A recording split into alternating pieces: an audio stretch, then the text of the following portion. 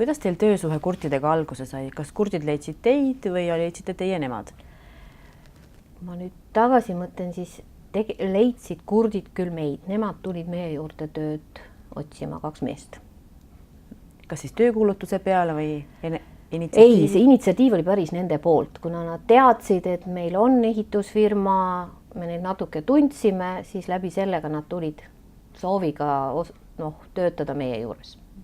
Ja mis emotsiooni see teist tekitas, et kurt inimene ja meie firmasse tahab tööle saada? Ma pean nüüd tunnistama, et hetke me mõtlesime, aga pikemalt me ei mõelnud, et tulge, meil oli sel hetkel väga inimesi vaja ja me proovisime, mitte isegi proovinud, vaid me võtsime nad avasüli vastu, andsime kohe töö kätte, et näha, mis töömehed nad on ja alustasimegi nii.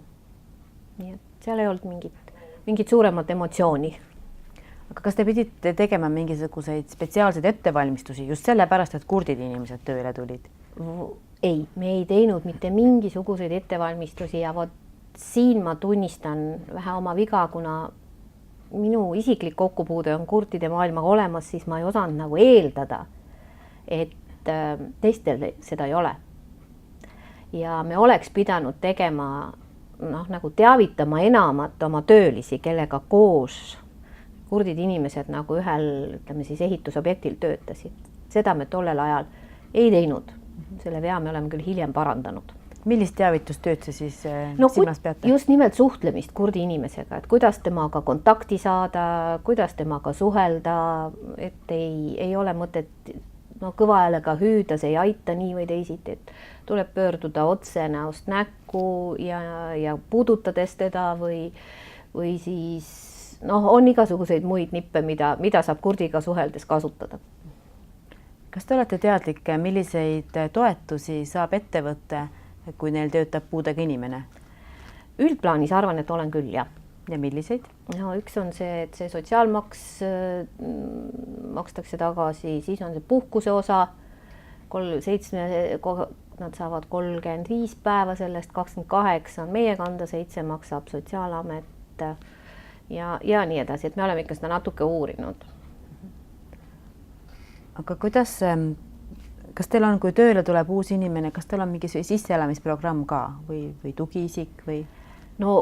Kuna meil on firmas tööl 19 kurti inimest, siis ei ole probleemi sisseelamisega. Üldjuhul see sisseelamine toimub juba teiste kurtide toel. Ja nad on suht teadlikud, kuhu nad tulevad. Kas teil siis praegu toimub mingisugune meeskonna teavitamine, kui tuleb mõni uus kuulja inimene tööle, et kas seal toimub mingisugune teavitustöö või kuidas see toimub? Ja kõiki inimesi me teavitame, kes tulevad meile tööle, kuuljad, et meil töötavad kurdid inimesed ja nendega, kuidas nendega suhelda, mismoodi on meie firmas see asi üles ehitatud, selle info anname me kuuljale edasi küll, jah. Aga kuidas siis toimub teil suhtlemine kurtidega tööalaselt? Tööalaselt on ta siis sellisel kujul, et kui on mingi suurem, olulisem info, mida peavad kõik kurdid inimesed ja brigaadid teadma, siis on meil sellised õppepäevad, koosolekud, kus siis on tellitud ka professionaalne tõlk, et kõik saaks üheselt aru. Aga grupisisene toimub, töödejuhatajate, projektijuhtide näol toimub kirjalikul kujul, antakse tööülesanne. See on valmistatud, see antakse muuseas ka kuuljatele, nii et see ei ole eraldi ainult kurtide jaoks.